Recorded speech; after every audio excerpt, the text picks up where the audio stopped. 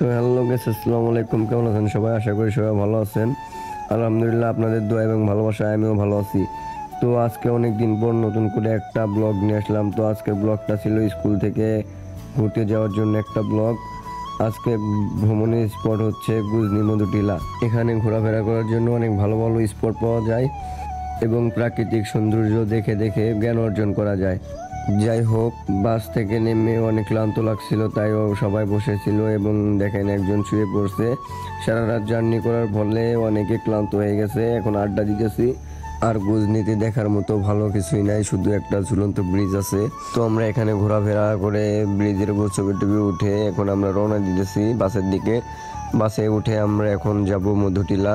তো সবাই দেখতে থাকেন।